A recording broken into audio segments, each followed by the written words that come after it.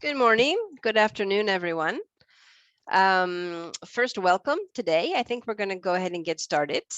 Welcome to today's webinar on teacher training and curriculum and developing teachers' understanding of inclusive principles. Again, this webinar is organized by the Disability Inclusive Education Working Group, which is chaired by UNESCO, UNICEF, and Leonard Cheshire. So we're very excited to see you all here today. Thank you for joining. I'll first walk you through the agenda. I'm not sure if you can see it here on the screen yet. Here it comes. Great. Thank you, Catherine. So this is the agenda for today's webinar. First, I'll be your moderator. My name is Erin Tanner. I'm an education specialist at the regional office of UNICEF in Bangkok. And so after a few housekeeping announcements, I will hand over the floor to Mr. Ninh Tong, the acting chief of section at UNESCO, who will give us some welcoming remarks. And after that, we'll jump right into our expert panel, which will be moderated by Mr. Anand Singh. After that panel, which I'm sure will be very interesting for all of us, we'll have a small time to discuss questions and comments from you.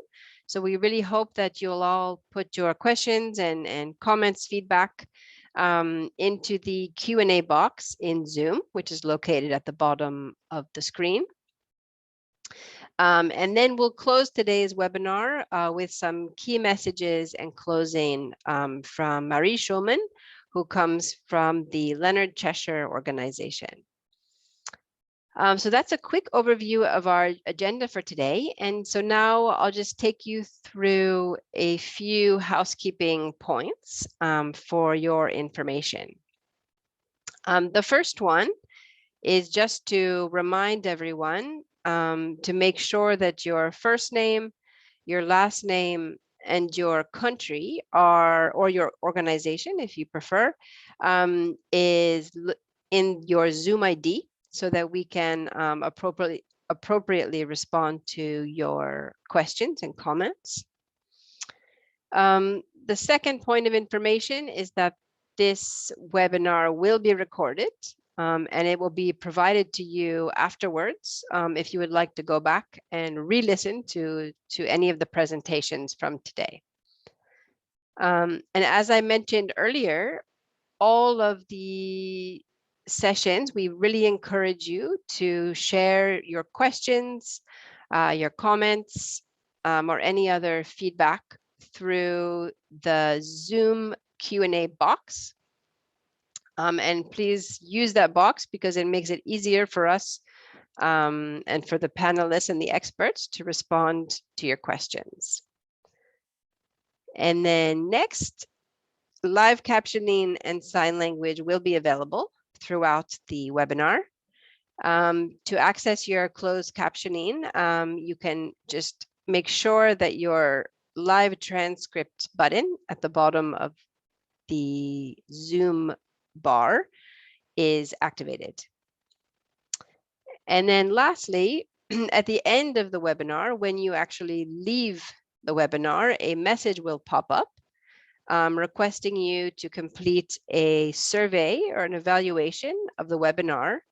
And we would really appreciate it if everyone could give their inputs to that so that we can continue to improve our webinars in the future and to hear any of your feedback. So that's all of our housekeeping information. And just one last point to make sure you know that all of the content and resources and presentations from today, and actually from all previous webinars organized by the working group, are continuously available on the UNESCO Bangkok website at this link. So feel free to consult them at any time. So without further ado, I will go ahead and introduce our opening speaker.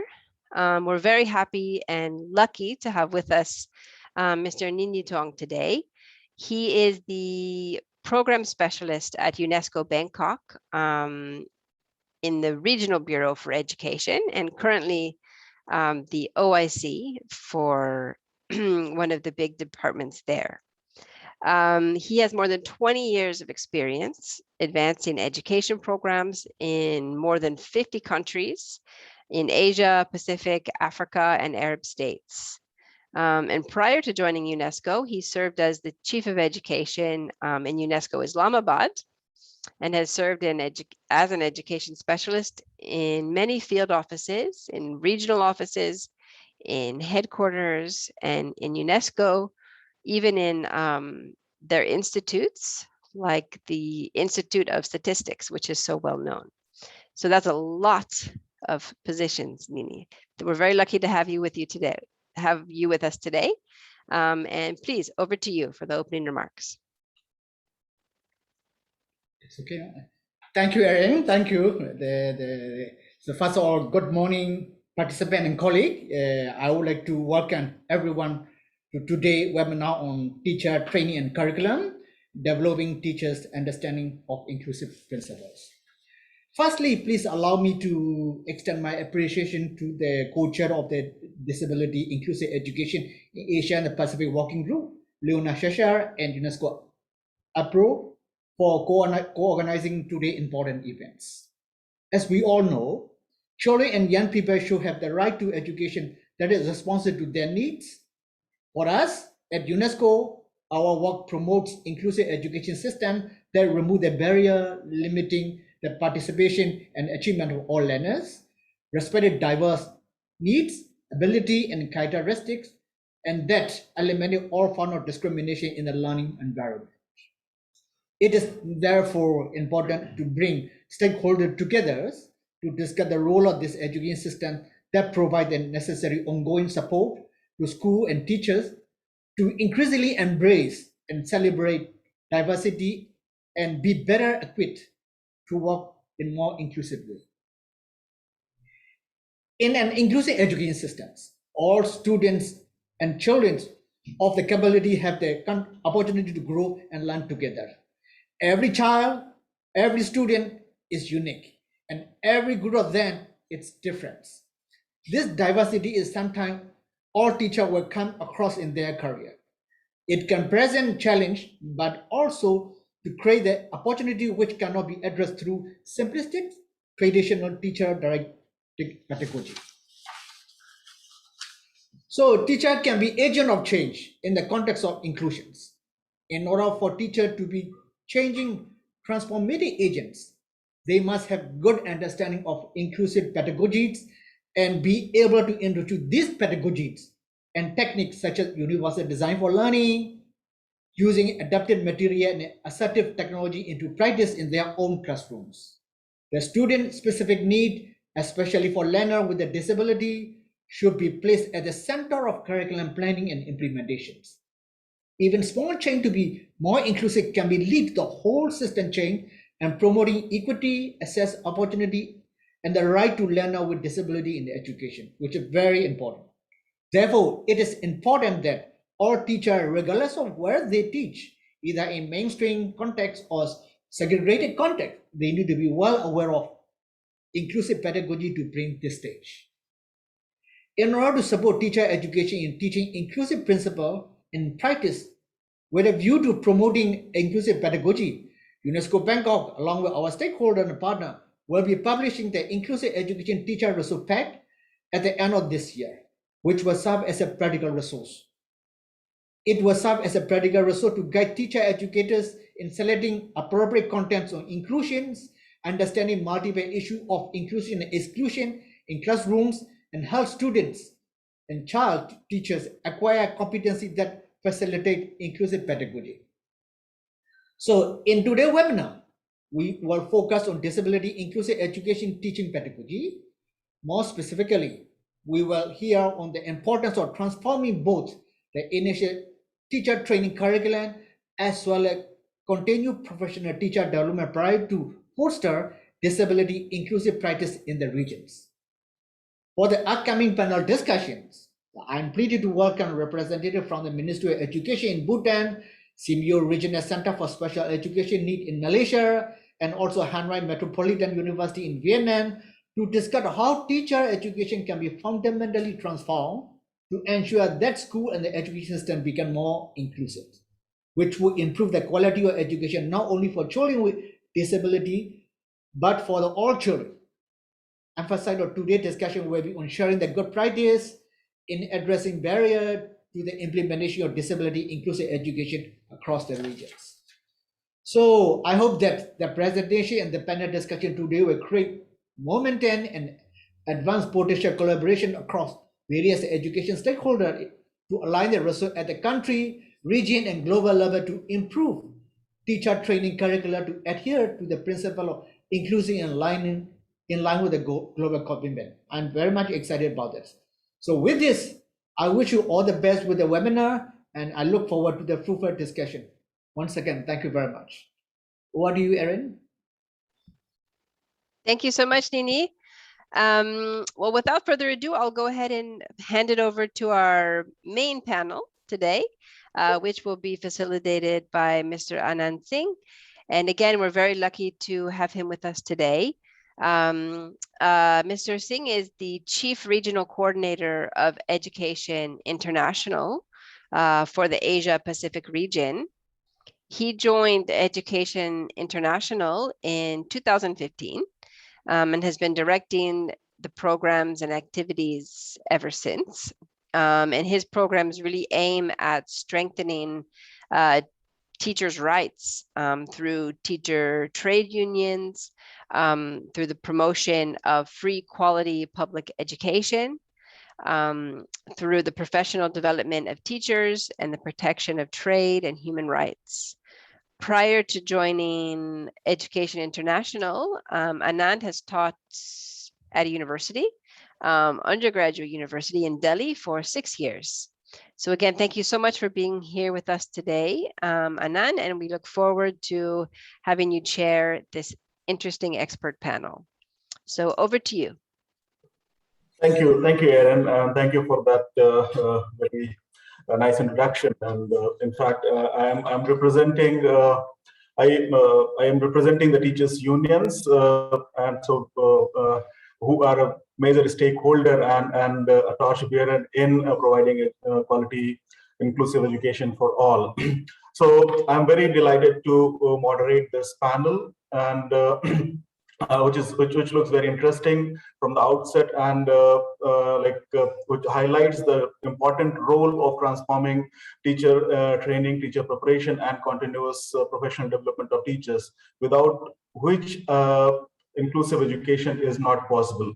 Before coming for this panel discussion, I was reading a blog post by a teacher in Japan, where she has written about how a special need or disabled child was forced to join a special needs school when she was, and her parents were willing to keep her in a regular school, and how happy she was, the student was in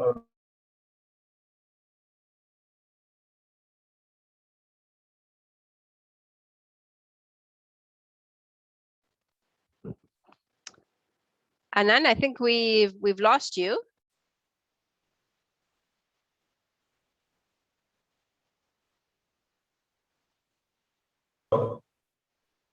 Yes, now you're back. I'm sorry, we lost you for maybe 30 seconds.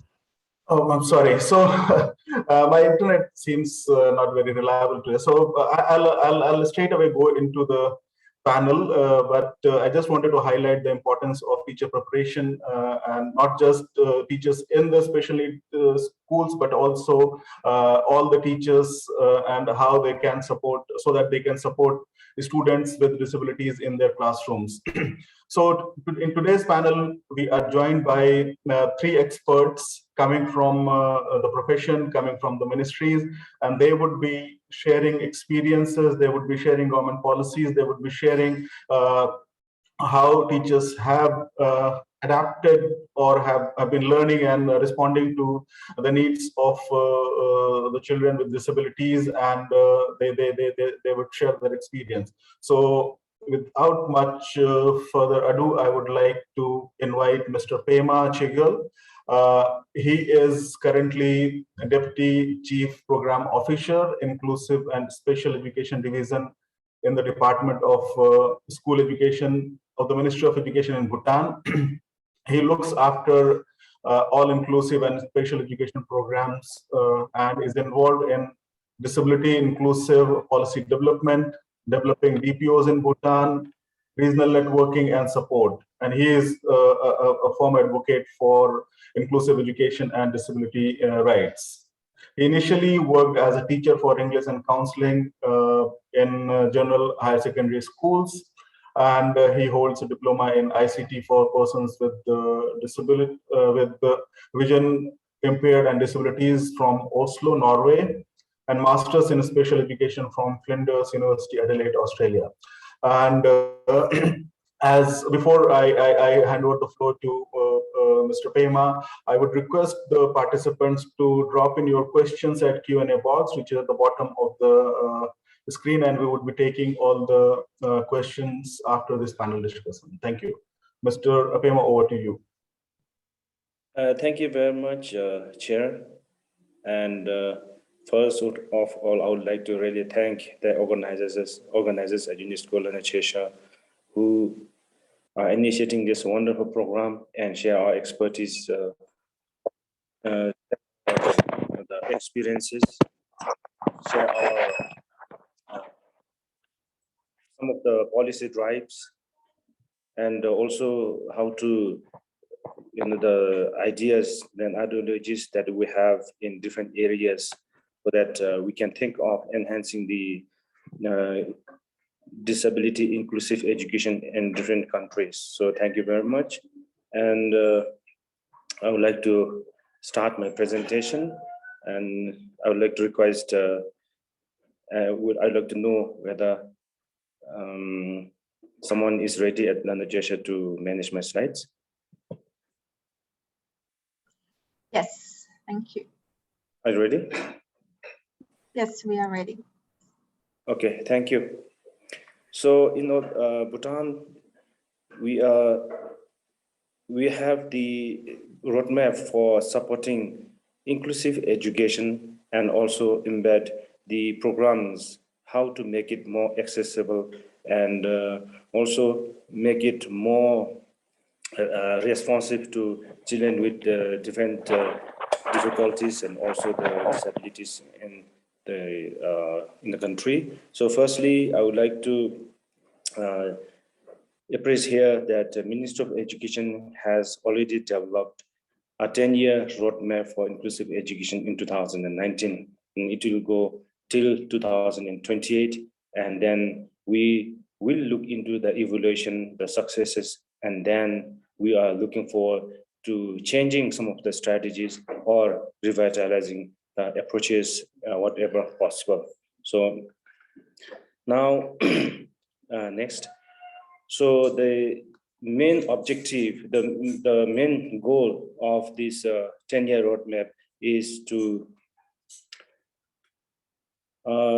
ensure equitable access and quality and sustainable educational services for persons with disabilities in Bhutan. So this is the overall objective and the vision that we have in the 10-year roadmap for inclusive education in Bhutan. So next, now we have some objectives for our 10-year roadmap on inclusive education. Firstly, the improving access to inclusive education to children with disabilities in Bhutan. The next objective that we have is improving the quality of inclusive education for children with disabilities in Bhutan. Then the next objective that we have is to improve the systems in place for supporting students with disabilities at ministry, then at district and school levels. The fourth objective that we have is the improving the coordination of all sectors working towards providing services for children with disabilities in Bhutan. Then the next objective that we have is to ensure sustainability of programs and activities, so that which support persons with disabilities in their stages of learning. So these are the 5 objectives that we have for our 10-year roadmap. Next, please. Then when we developed this 10-year roadmap on inclusive education in Bhutan, we consulted with different stakeholders, starting the teachers in the field, principals, education officers, then other stakeholders relevant in Bhutan. So we have the shared vision, which is the education of children with disabilities is most successful when everyone involved and works together. This is the most simple and most thrilling vision, shared vision that we understood when we developed the roadmap on inclusive education. I hope participants you are able to hear. Are you able to hear? Yes, it's very clear. Yes. So next, please. Now, the roadmap that Bhutan has for inclusive education has 30 goals in total, and these 30 goals are categorized in 4 types. So these 4 categories of the goals are cross-sectoral and organizational goals. The next thing is we have the early childhood care and development goals. Then we have the next category of goals, which is the school year goals and after school goals. These are basically the 4 types of goals that we have identified when developing the inclusive education roadmap of Bhutan. Next, please. Now, firstly, I would like to present you what are under the cross-sectional and organizational goals. So firstly, we have established an inclusive and special education coordination committee to oversee the implementation of the roadmap and other initiatives. Now, we wanted the multi-sectoral steering committee and also the composition from different stakeholders so that the implementation of inclusive education in Bhutan is supported from different areas, from different angles. So this is the first, and we have already formed a multi-sectoral steering committee, and we could not really put into action because of the 2019 COVID-19 in 2020. We had planned to we had planned to make it more functional, more responsive by 2020. But however, the whole year was under pandemic. So now we are starting from this year to revive this steering committee, trust their responsibilities, and also form the working committee to enhance this inclusive education in Bhutan. So the second goal that we have is developed, maintain data collection systems and processes about children with disabilities. As we know, the data is very important to enhance and understand the status of disabilities in different countries. So this is one of the goals. We will enhance data, and currently we are developing. Actually, we are generating some data on persons with disabilities from our census data bank, which was conducted in 2017. And for your information, this data has very important, very informative information, very interesting information, where we can get the status of literacy, employment, and also the rate of enrollment in the schools for children with disabilities at different levels. So this is what we are working on right now. And the third goal that we have under the cross-sectional and organizational goal is ensure all ministry and school level guidelines and policies are inclusive of children with disabilities. We have many policies and guidelines developed under the royal government of Bhutan. So we would like to ensure all these policy guidelines are inclusive of actually inclusive of disabilities and also by nature inclusive. The fourth one that we have is develop an inclusive and special education functioning funding formula. Every one of us know that the resource allocation is very essential to provide quality services for children with disabilities and also persons with disabilities throughout their life. So especially in the educational system, we are working out of developing a special formula of funding to support the education programs for children with disabilities. And recently, our government has also accepted special package funding for children with disabilities in the schools. Then we have the fifth goal, build awareness on early identification, intervention, and education for children with disabilities. So one of the most important things is identification of difficulties right from the early ages. This is lacking, and currently we are trying to enhance so that our developmental delays and disability risks are minimized at the early ages. So this is our the fifth goal. The next goal that we have is improve the physical accessibility of educational institutions. Now, I think people who have visited or seen Bhutanese landscape, you must have seen the mountainous terrain by nature, and it is very difficult to build accessible facilities, infrastructure. However, at least now we are advocating on building accessibility at whatever possible we can. For example, if it can be built at least for the ground floor, at least for the few floors, that would be very important. So this is the one of the goals that we are really working out throughout our country. So the next thing is ensure 100%. Sorry, Dr. Pema, may I request you to conclude in the next 2 minutes? Thank you. Okay. So, okay, the next is we have the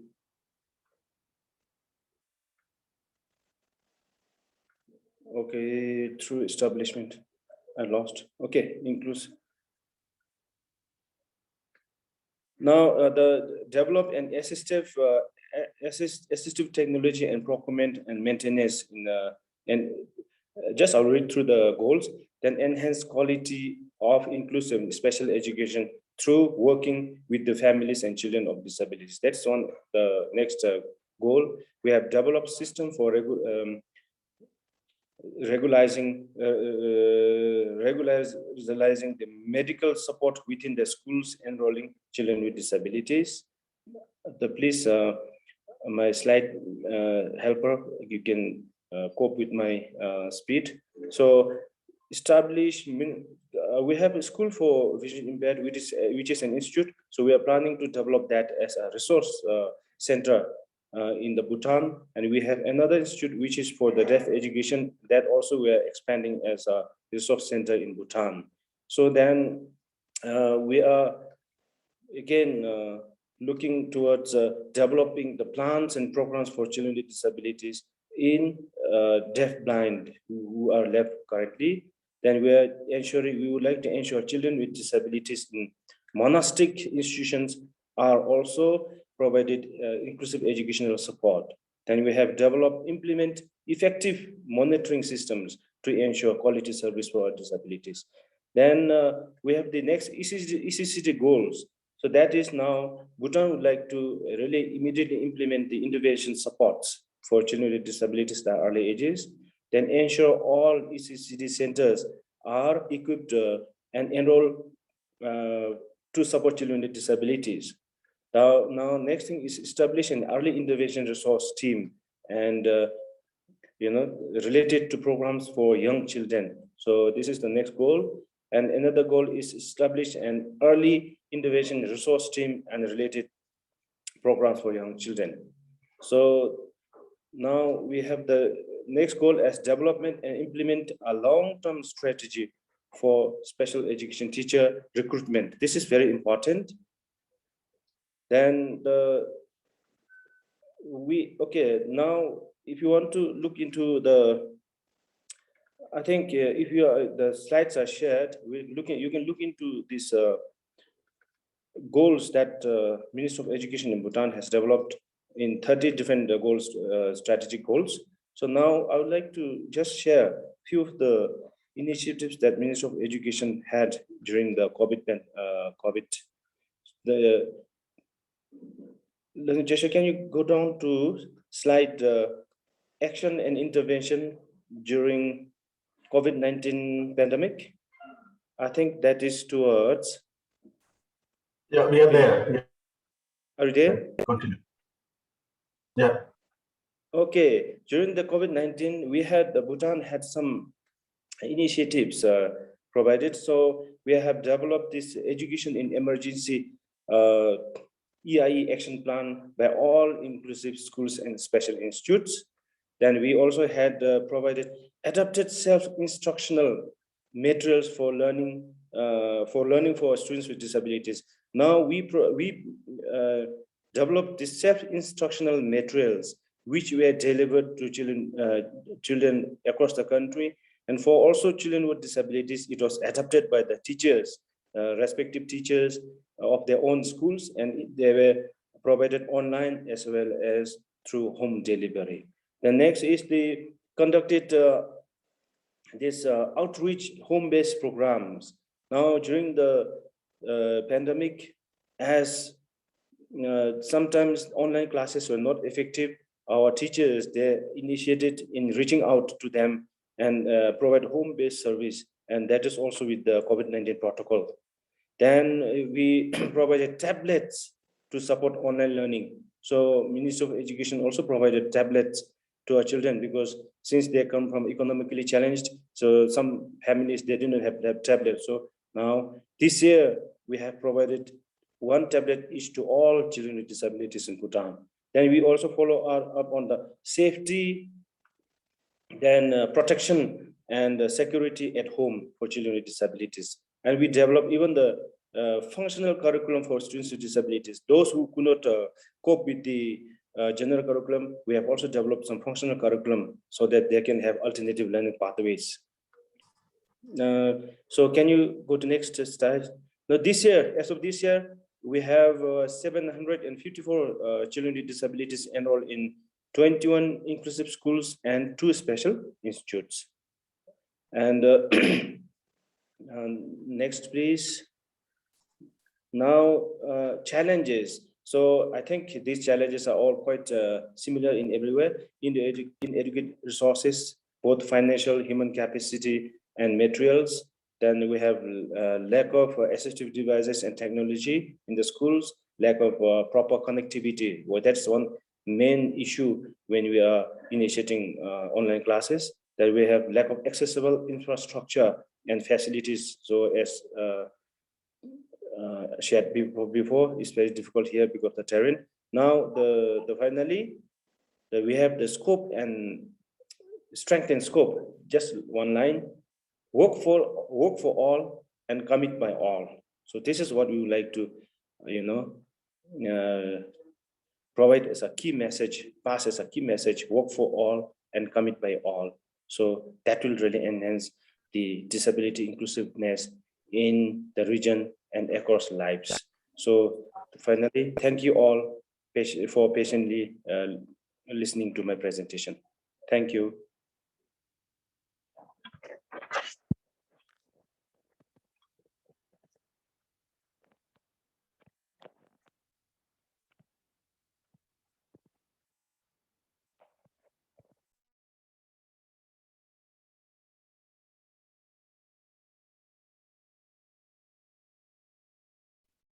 I think we lost Anand again. So maybe I can just go ahead and introduce the next speaker. Anand, I'm not sure if you can hear us, but we've lost you. So I'll just go ahead, not to lose any time. And I'll be very happy to introduce Dr. Hanani. from the CMEO Regional Center for Special Education Needs in Malaysia. And this will be a very interesting follow-on to that very interesting presentation from Bhutan. I think this will be a very interesting complementary perspective. Dr. Hanani holds a Bachelor's of Education from the National University of Malaysia and a Doctor of Philosophy in Special Education from the National University of Malaysia, and also a Master's of Science in Guidance and Counseling from the University of Malaysia as well. She has more than 25 years of experience in the field of education, and she was the head of the program at the Permata Kurnia Center for National Autism, and was the Deputy Director of the Special Education Division of Ministry of Education. So now, as the Director of CMEO SEN Center, she's bringing lots of different perspectives, and we're really looking forward to hearing from you today.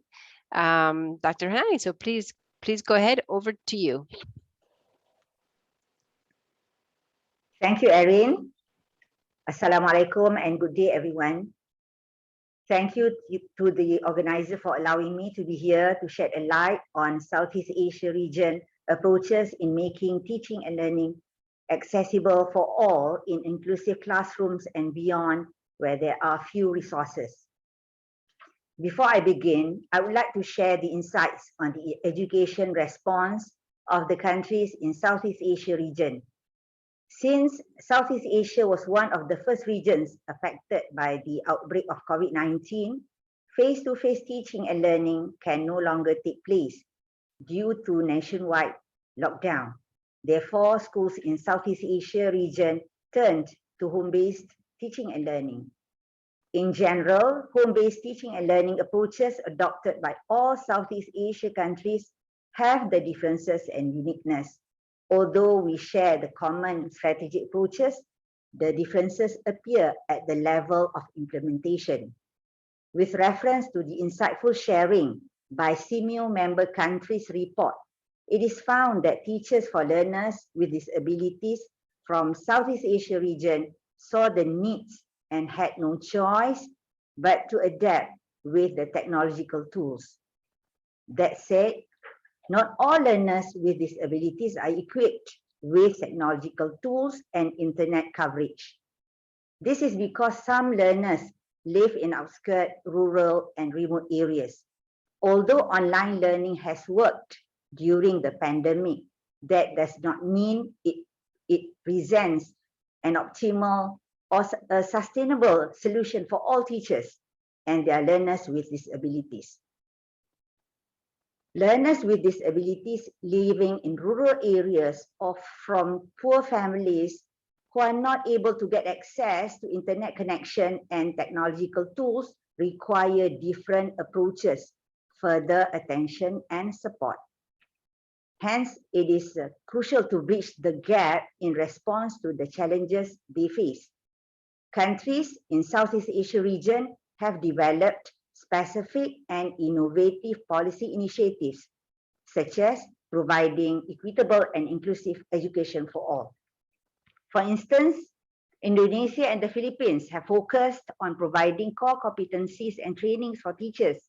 Brunei and Malaysia concentrated on enhancing online teaching and learning resources.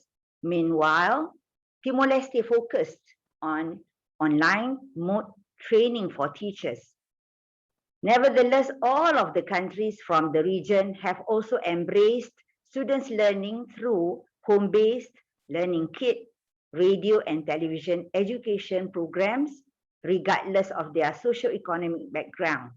Thus, the delivery approach ranges from using high-tech to non-tech approaches. In Malaysia, home-based learning is implemented for all students as well as for learners with disabilities.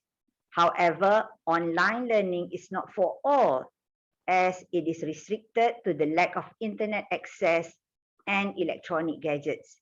20% of schools situated in rural areas have poor internet connectivity, and 36.9% of the students do not have their own electronic gadgets. Home-based learning sessions take place where teachers prepare printed versions of the home-based learning modules, with each set covering a 1 to 2 week period. In order for this method to be effective, complete and practical instructions are provided for students. Parents, on the other hand, play the crucial roles in guiding the students to manage the modules at home. Therefore, teachers in the rural areas took on the task of delivering the modules to their pupils, where some had to travel across the rivers on boats, so students are able to continue learning at home. On the other hand, some parents opted to travel from their village to the schools in order to get hold of the modules. Parents are proxies for teachers during this implementation. They are to ensure their children proactively learning and benefiting from the home-based modules. In addition, some teachers in rural areas carried out off-site classes at one of the villages to conduct the teaching and learning sessions to enable their pupils to continue with their studies. In the Philippines, distance learning refers to teaching and learning which take place between the teacher and the learners who are geographically remote from each other during instruction. This modality has 3 types: modular distance learning, online distance learning, and TV radio-based instruction. Modular learning is the most popular type of distance learning. This learning modality is currently used by all public schools because, according to a survey conducted by the Department of Education, learning through printed and digital modules emerged as the most preferred distance learning method. This is also in consideration of the learners in rural areas where internet is not accessible for online learning, and when possible, the teachers shall do home visits to learners needing assistance. Printed modules will be delivered to learners, parents, or guardians by the teachers or through the local government officials. Parents to play a vital role as home facilitators and perform the various roles in modular learning, such as modulator, bandy clock, and as home innovator. As modulators, they are the ones to get and submit the printed self-learning modules from and to schools at the beginning and end of the week. As bandy clocks, they must check their child's schedule or work week plan. Because of the number of subjects or activities to be done, they must see that it is being followed accordingly to avoid cramming or delays in submission. Lastly, as home innovators, parents must provide their children with a productive learning environment to help them focus more on learning. In Lao PDR, Teachers for Learners with Disabilities carried out an impactful approach in order to reach out their students who do not have access to online learning. Communication and participation of teachers, parents, and learners are offered through the cluster WhatsApp group. The teaching and learning materials and resources are shared through this application via Google Drive shared folder with a separate COVID-19 education response to facilitate sharing of information and materials. Additionally, psychological and emotional support for teachers, parents, and learners can also be provided using this platform. I would like to emphasize that teachers from the 3 countries that I have mentioned have received significant training in order to equip them with knowledge and skills necessary for remote teaching. In addition, resources such as printed materials, videos, and tutorials are also provided for teachers. It is worth noting that close attention needs to be given, namely on teachers' skill sets and engagement towards their students offline or without the usage of technological tools. The delivery of offline materials during the teaching and learning process is also the barrier because it depends on the readiness of the teachers and the learners. The home environment where learners with disabilities are when they are with their families is also the common challenge. According to UNESCO 2020, interrupted learning is mentioned as one of the challenges as school provides essential learning, and when they are closed, students are deprived of opportunities for growth and development. In addition, nutrition is also another factor as many youngsters rely on free or discounted meals provided at schools for food and healthy nutrition. This is compromised as a result of school closures. Consequently, this causes increased pressure on schools and school system to remain open or to reopen. Localized school closures place burdens on schools as parents tend to redirect their children to attend schools. Of course, social isolation is also another challenge when we consider the fact that educational institutions are hubs for social activity and human interactions.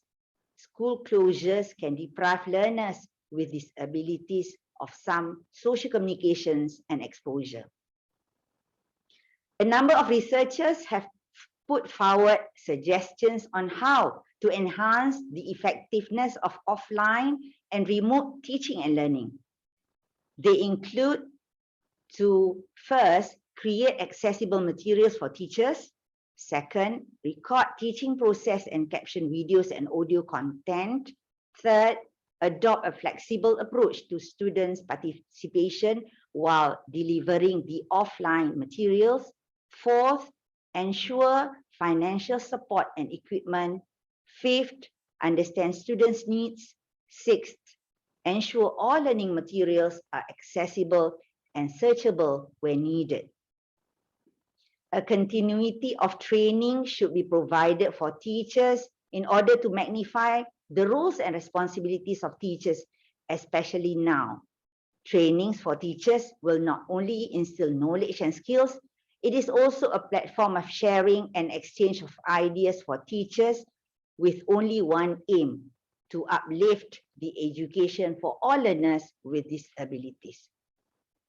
To all here, thank you for your time. Once again, let us strive for excellence. Thank you.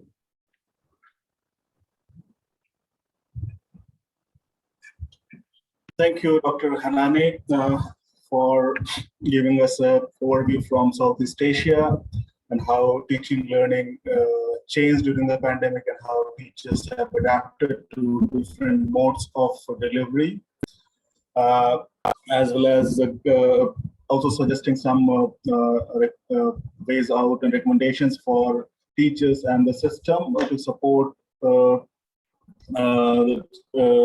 support teaching learning during the pandemic. Thank you, and that was very interesting. I'm sure a lot of participants will have some questions, so please stay with us. We would come back to you with the questions from the floor. And to the participant, those who have some questions to Dr. Hanani, please feel free to write your questions in question answer box, and we will send those questions to Dr. Hanani and request her to respond if time permits. With this, now I would invite Mr. Nguyen Xuan Hai from Vietnam. With Mr. Nguyen has been working in the field of education for children with disabilities in Vietnam, having graduated with PhD in 2009 and became associate professor in 2012. He has written nearly 100 articles that were published in Vietnam and international journals. He was previously the head of section of education for children with intellectual disability in Vietnam National Institute of Educational Science, Dean of the Special Education of Hanoi National University, consultant for the Vietnam Ministry of Education and Training on policy making of inclusive education. Currently, he is the chair of the Department of Academic and Student Affairs, Hanoi university and still enjoys teaching his favorite subject, that is an overview of inclusive education. Mr. Nguyen would be sharing good practices in developing teachers' understanding of inclusive principles in Vietnam. The floor to you, Mr. Dr. Nguyen.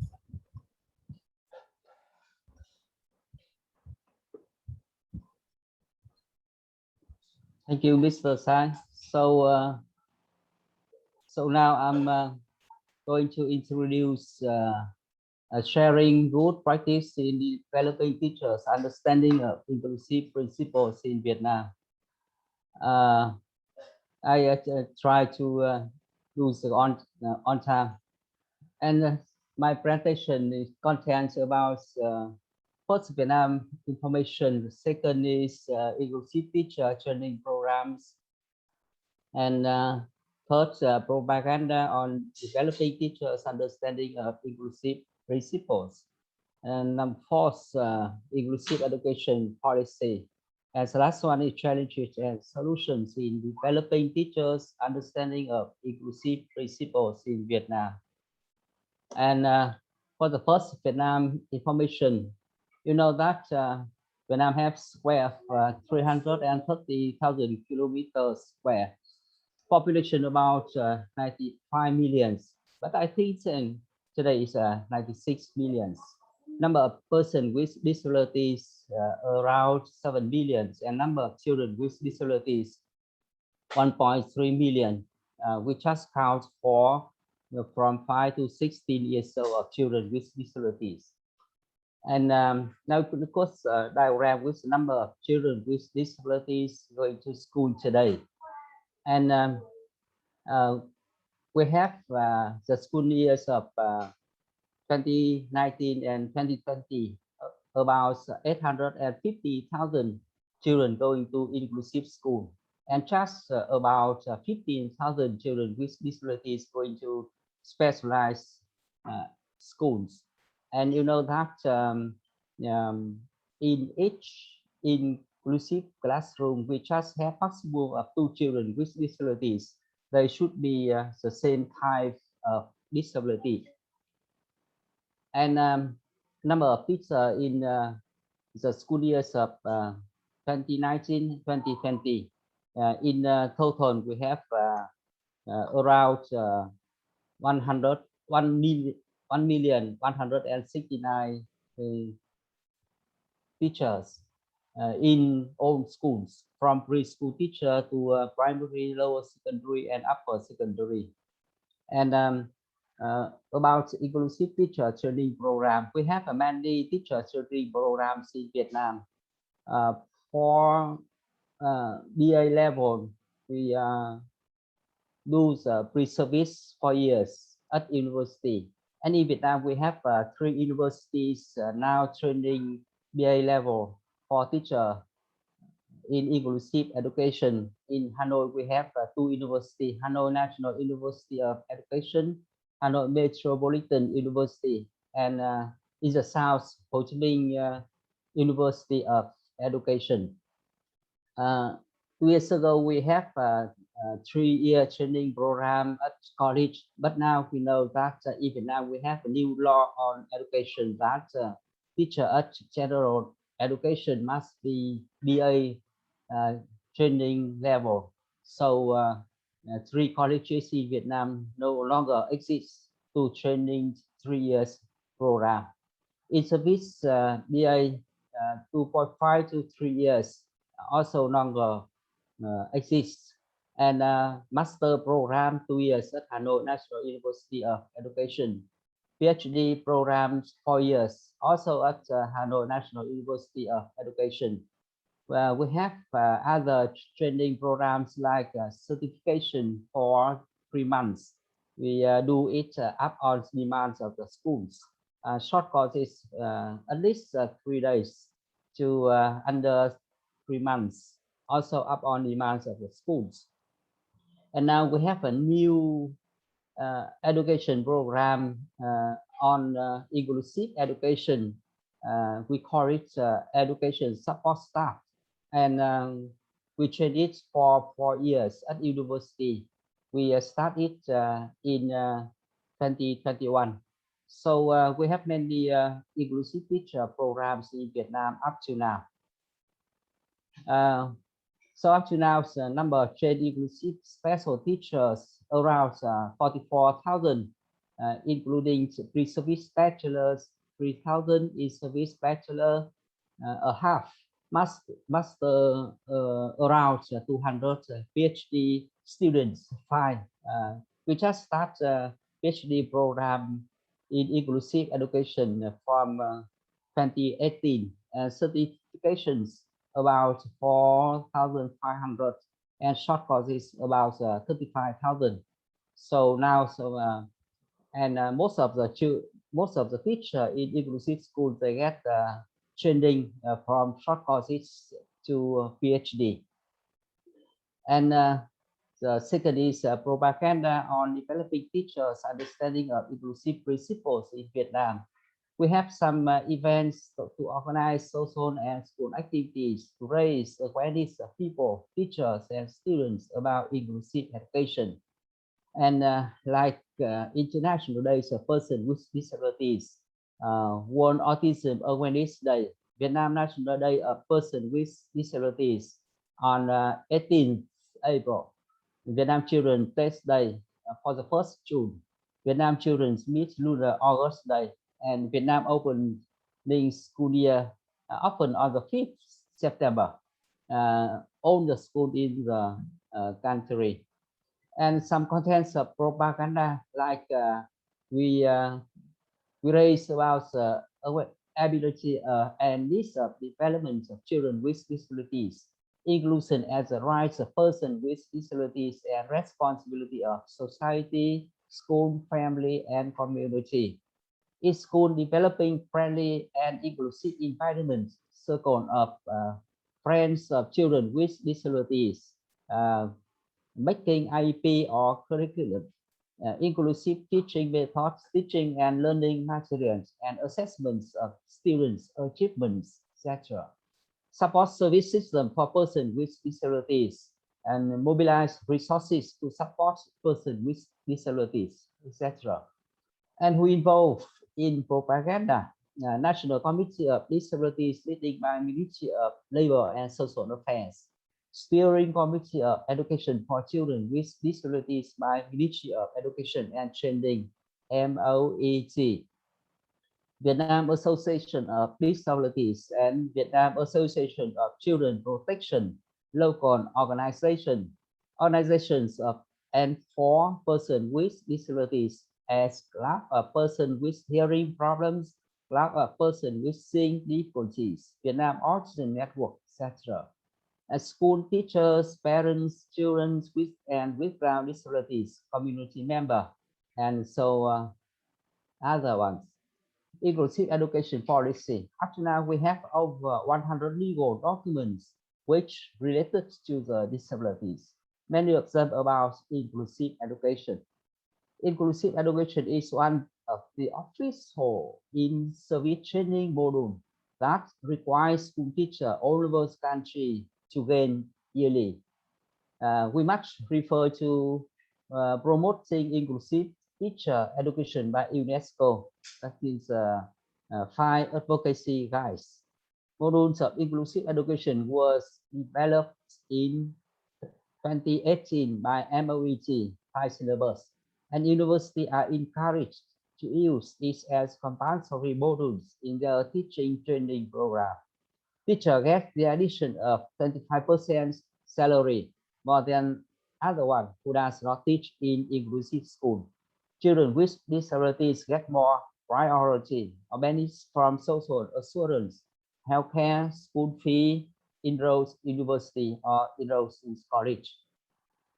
Some challenges and solutions in developing teachers' understanding of inclusive principles in Vietnam. For the first challenges, you know that in Vietnam, we are not in a good cooperation between sections from the central to the local. With the decentralization and autonomy of university, just some universities, they have chosen developed module on inclusive education suggested by MOET. 3 colleges have no longer allowed to train special or inclusive teachers because the new law of education enacted since 1st July 2019. Not much support from international organizations since Vietnam was considered as an average development country in February 2020. And solution to developing teachers' understanding of inclusive principles in Vietnam. Promotes the key role of education sections in the propaganda and the cooperation between different sections. Develops in-service training programs for inclusive teachers on basics of action needs at all levels of schools. Increase in-service certification short training courses for school teachers. Increase conducting school activities on the occasions of international and national events of persons with disabilities.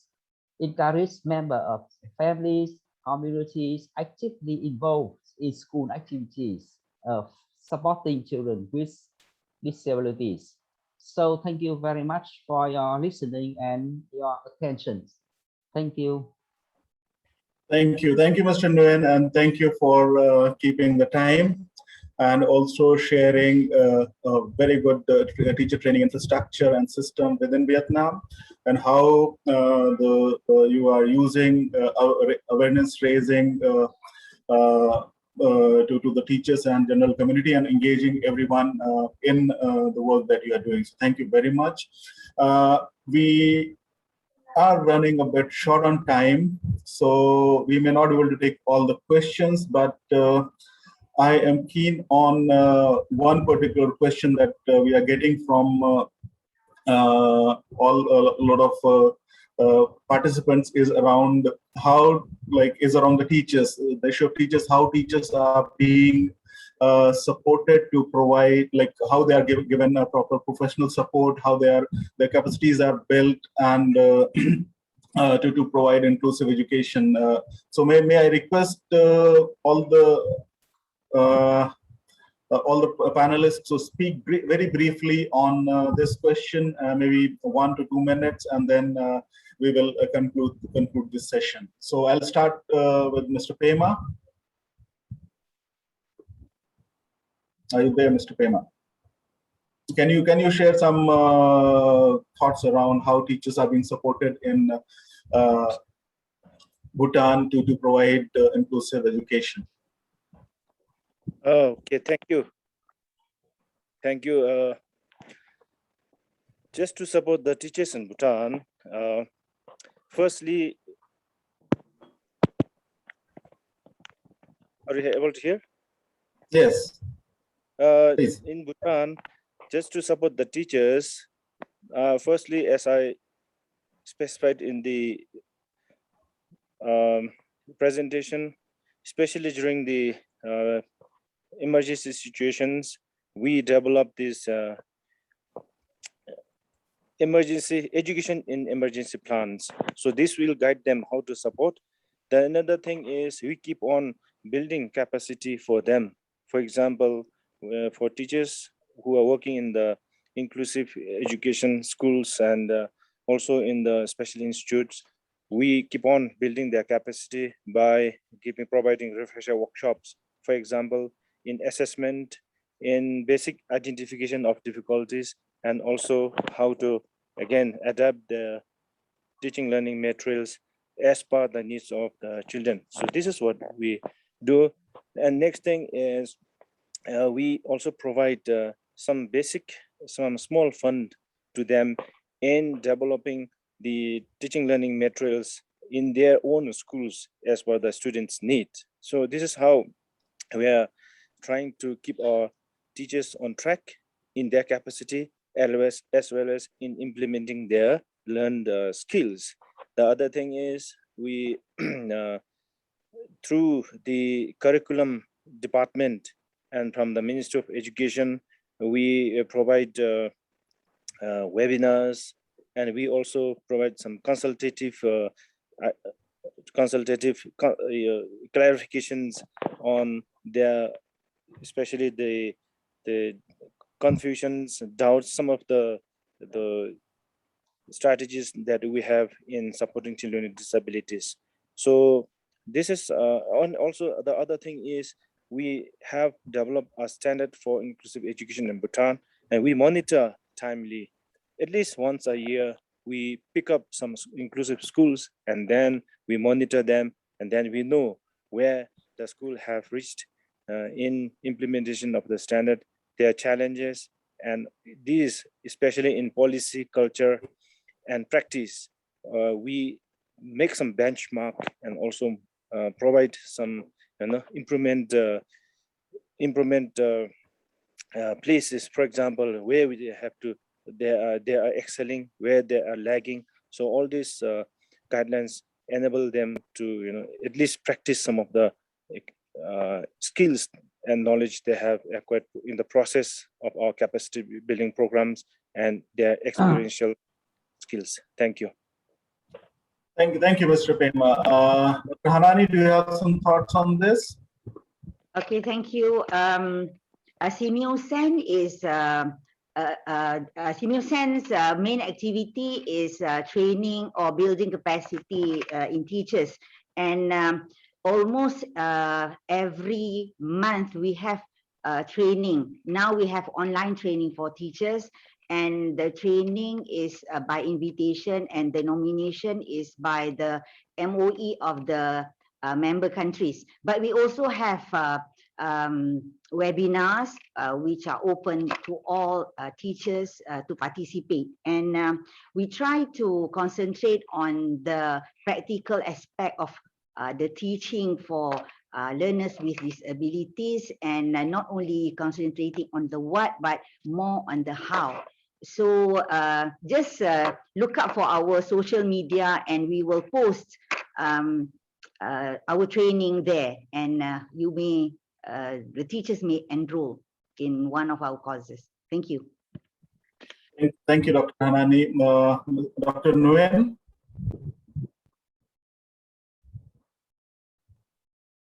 Yeah.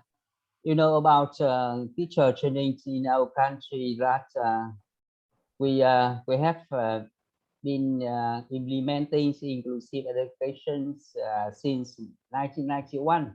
It's exactly, I think, 30 years already.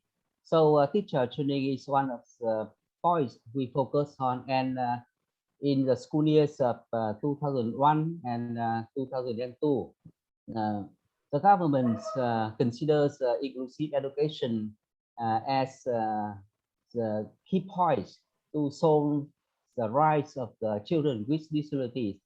That we took inclusive education as a main way to serve children with disabilities. And since 1991 up to now, every year the ministry or the province, districts, and schools, they do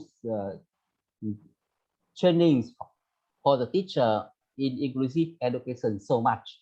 And at the university and on the school levels, we have documents for teacher about like assessment tools or lessons assessments, and also we try to develop the criteria for an inclusive teacher. That means if you want to become an inclusive teacher, you need to meet some requirements of the criteria from the ministry or from the province.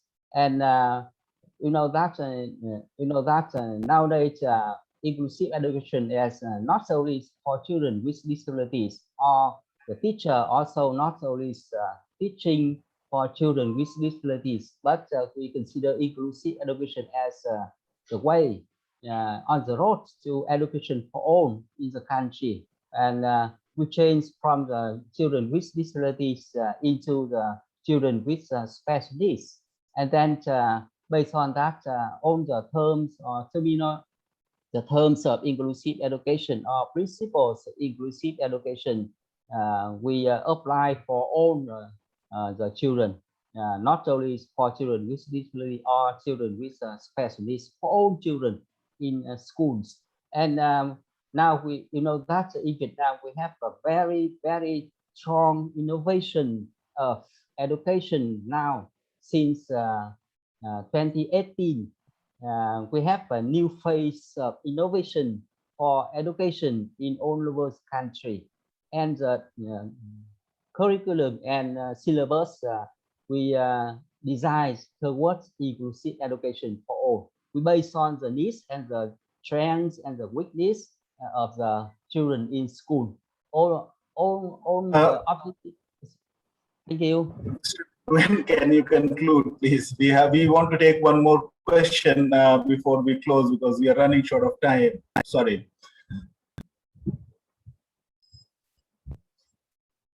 Okay, so maybe we have some more time left. So I would like to pose one more question to all the panelists. So can the panelists give us some specific examples of classroom inclusive teaching practices that they are imparting to teachers through their work? So we can like start with Mr. Pema. Any specific examples, Mr. Pema, that you can share on inclusive teaching practices, and then we go to Dr. Hanani, and finally Mr. Nguyen. And please keep your interventions limit very brief. Thank you. Thank you. We encourage teachers to include our students with disabilities in the mainstream only.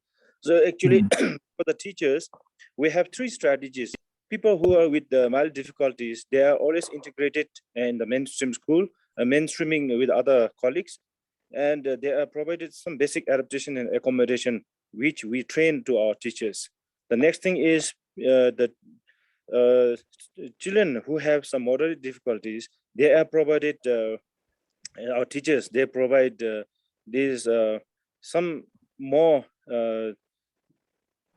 the adaptation and also the modifications in their deliveries as well as in their learning as per their difficulties. But for children who have greater difficulties, for example, severe difficulties, then we have specific program design. So we in Bhutan, we are providing the twin-track approach, how we integrate our inclusive and special education programs. So we take both the inclusiveness as our broad vision and also provide specific support to our children. In the classrooms, now we have, sometimes our teachers, they practice co-teaching. And when one teacher provides their teaching, the another teacher, they provide the support to children with disabilities who have specific needs. And they also develop these teaching learning materials. We are more interactive, and they also use the assistive devices, and they try to incorporate this interactive learning in their classrooms. Thank you. Thank you, Mr. Pema. Dr. Hanani, any specific classroom teaching practice that you want to highlight? Okay, in Malaysia for this inclusive practice, the MOE of Malaysia has this guideline for inclusive education, and the guideline is introduced to all teachers, and I think it has served as a very good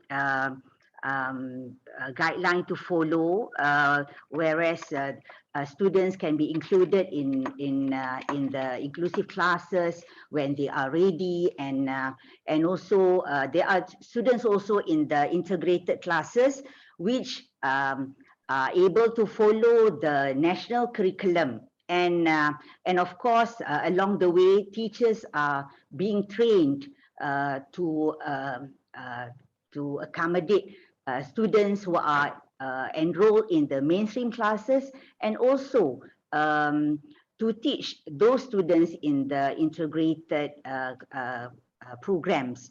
And teachers are always being reminded that each and everyone shouldn't be left behind. I think that's all that I can share. Thank you. Thank you, Dr. Hanani. Mr. Nguyen, may I request you to intervene maybe in a minute or two maximum? Can you repeat?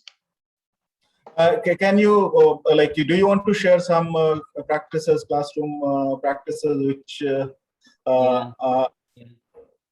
I get your ideas. Yeah, you know. So very briefly, in a minute, please. Yeah. Thank you. Yeah, okay. Maybe just 1 or 2 minutes. That's all. And also we have the guideline from the MOEG for all the schools how to make IEP. What's the samples of IEP with the lesson plans for children with disabilities learning in inclusive classroom. How to develop a curriculum or syllabus for children, and how to use methods or materials in inclusive school. And you know that a good practice in Vietnam, I see up to now that like example in primary school, the teacher just only specialize one class, like they just teach in grade 1, they never teach in grade 2, or they never teach in grade 3. But because of the children with special needs children, so they love the teacher so much, so the teachers must learn more, and then they move to teach from the first grade to the second grade and the third grade, and they follow the children with special needs on the ways of learning at school of the children. And I think it's very, very good practice in inclusive classroom. And the you know, such the change of methods in teaching in classroom. You know, they focus on the child as a center of learning and teaching, and makes a group teaching, group learning in classroom, so they all involved together and they share together, and so many skills of communication in the classroom increase from the child with disabilities. So I think that's very, very good practice in classrooms in Vietnam now.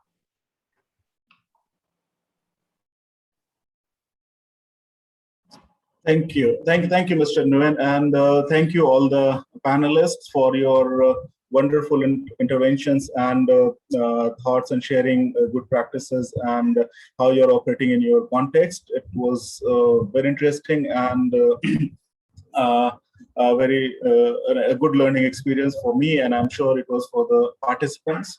To conclude, I would, I think certain things that came out of this panel discussion were that there is a need that all the that to ensure that all the children, no one is left behind, and all the children have free, quality, inclusive education, is that the governments need to enact and implement inclusive education policies, remove all physical, cultural, social, economic, and other barriers to inclusive education, and ensure that all children and youth with disabilities are in school and taught by highly trained, professionally qualified, motivated, and supported teachers. And when we talk about preparing teachers or teachers or professionally qualified teachers, we are not talking only about pre-service training, but also in-service training and continuous professional development. All teachers should be provided with necessary skills to meet the individual needs of children with disabilities. And with this, thank you very much, and thank you to the organizers for this wonderful seminar. I hand over to Erin. Thank you. Well, thank you so much, Anand, and thank you again to all of the expert presenters for those very interesting presentations. And now I'm very happy to hand over to our final speaker for today, and to the closing remarks of this webinar. So I'm very pleased to introduce Ms. Marie Schoeman, who is the program's technical lead for inclusive education at Leonard Cheshire. She's responsible for overseeing inclusive education programs across Africa and Asia, and she also advises Inclusion International. Previously, she used to work for the South African Ministry of Education as an inclusive education specialist and a disability focal point, and was responsible for developing and monitoring transformative national policies towards inclusive education. And perhaps most importantly, she is a parent of a son with Down syndrome and has played an active role in promoting disability rights in South Africa and elsewhere. And in South Africa, she was appointed by President Mandela as a commissioner on the National Commission of Special Needs in Education and Training. So she brings lots of experience with us to close this webinar today. Thank you very much. And Marie, over to you. Thank you. Thank you for the opportunity to participate in such an exciting and vibrant and informative seminar. It was a big privilege for me. And I think as I listened to the speakers, we've come a long way over the last 20 years, and especially the last decade and a half since the passing of the convention, Article 24. It is so for me so inspirational that all the speakers, nobody was talking about segregation anymore. Inclusion is an accepted fact for all the speakers, for the whole region, for every part of the world. And what we were talking about is how to make it work better. So I think all our speakers made reference to the complexities arising during COVID. I think the situation during COVID has brought to the fore the challenges that children and teachers have been facing all along, even before COVID, but it made everything more acute now, and it made the necessity for finding solutions more critical. And out of it, I think we had challenges that we experienced, but we also saw that there are many opportunities for change in practice, and the responses that had to be developed fast and innovatively during this past year will never go away now. It will inform how we go along. In summary, I think the messages that came from all the speakers: policy is critical. A policy umbrella is extremely important, because without policy, there will not be budgets, there will not be national teacher education policies, there will be no system, no funding for continued professional development, which we saw is so critical during this year. Teachers had to be brought up, that they had to gain new skill sets, they had to learn how to reach remote villages, how to reach children who do not have access to the internet. There was a huge need of this kind of a funding umbrella. And what I think from Bhutan became so beautifully clear is that you need the buy-in into that policy. The roadmap that they've developed was a very comprehensive and consultative approach, because without a policy that is developed from the ground up, without buy-in, I was thinking of Anand representing teacher unions.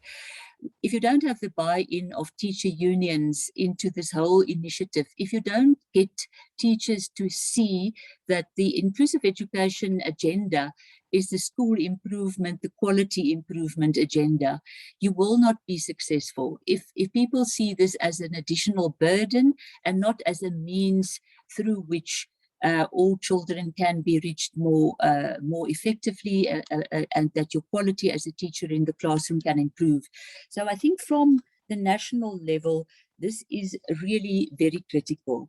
But the realities on the ground, I think, pose constant challenges. It was interesting to see that Professor Nguyen referred to there being a very beautiful national module, which is compulsory for a pre-service teacher training developed by the Ministry of Education in Vietnam, but that it's not now adopted by all the universities. I think that is something where the ministry must continue to come in to make sure that the teacher training at preset level do not see that those institutions don't see this as an add-on or an elective, but that it becomes a critical means, because the reality of diversity in the classroom is a reality faced by every teacher in the world today. I think that a recurring theme was the constant need for support for teachers. And I like the idea raised here by by Dr. Hanani about the twin track, or was it Dr. Pema who spoke about Bhutan accepting a twin track approach. We know that all teachers need to know the basics of reasonable accommodation, of adapting the curriculum, of differentiating, of introducing UDL, IEPs.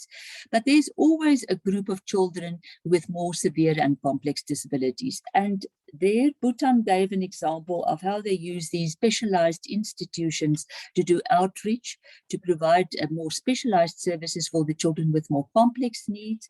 I think it was interesting that Dr. Hanani mentioned that you also have to look at, and I think Bhutan as well, that there should be a lifespan approach where you start adapting curriculum as children become older, but at the early ages, at ECD level, you ensure the teachers have the skill to do early identification, early intervention. And I think there's an increasing move to building the capacity of teachers to do, in the older grades, have a differentiated approach for certain learners with disabilities to concentrate on the more functional skills, which would lead for them into the world of work.